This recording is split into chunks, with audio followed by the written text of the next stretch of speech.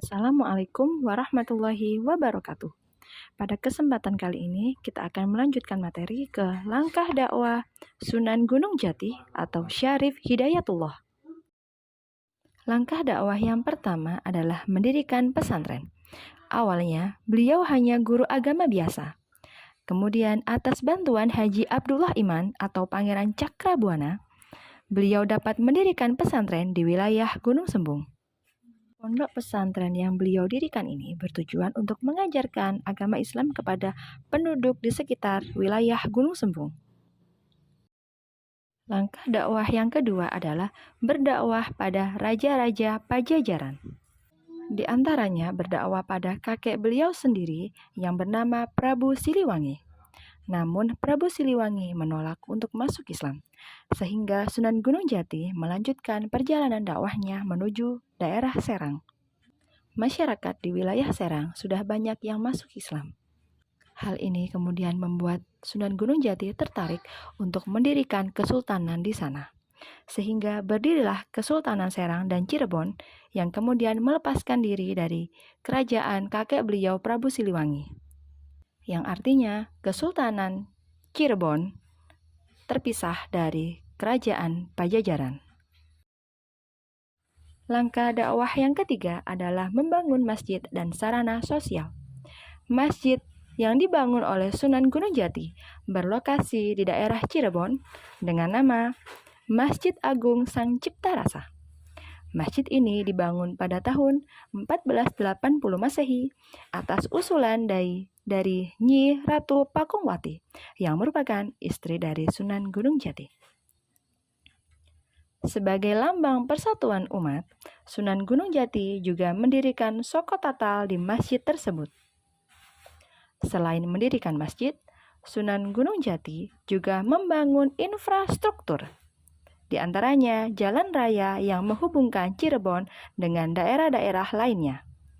Hal ini bertujuan untuk memperluas perkembangan Islam ke seluruh wilayah Jawa Barat. Langkah dakwah yang keempat adalah melawan penjajah dari Portugis.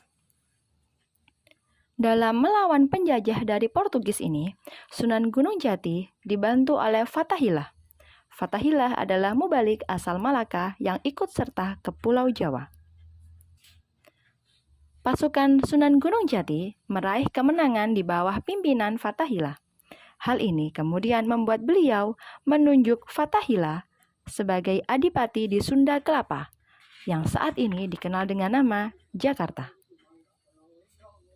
Sedangkan Sunan Gunung Jati tetap menetap di wilayah Cirebon dengan terus berusaha untuk menyebarkan agama Islam di seluruh wilayah Pajajaran. Langkah dakwah yang kelima adalah menjalin kekerabatan melalui jalur pernikahan. Sunan Gunung Jati menikah dengan putri Adipati Banten yang bernama Nyai Kawunganten. Dari pernikahan dengan Nyai Kawunganten ini, nantinya akan lahir Pangeran Sabakingkin yang merupakan Sultan Banten, bergelar Sultan Maulana Hasanuddin Banten. Nasihat Sunan Gunung Jati yang sangat terkenal adalah Ingsun titip tajuk lan fakir miskin, yang artinya saya titip surau atau masjid dan orang-orang miskin. Nasihat beliau dalam bentuk wasiat ini menyeratkan bahwa beliau sangat berharap agar orang-orang yang hidup setelah beliau untuk memperhatikan kesejahteraan masyarakat di sekitarnya. Selain itu, segala sesuatu yang dilakukan di dunia haruslah selalu mengharap ridha Allah. Untuk tugas hari ini, silakan mengerjakan latihan soal pilihan ganda halaman 133 sampai 134, nomor 1 sampai 10. Demikian pembelajaran hari ini. Semoga bermanfaat. Wassalamualaikum warahmatullahi wabarakatuh.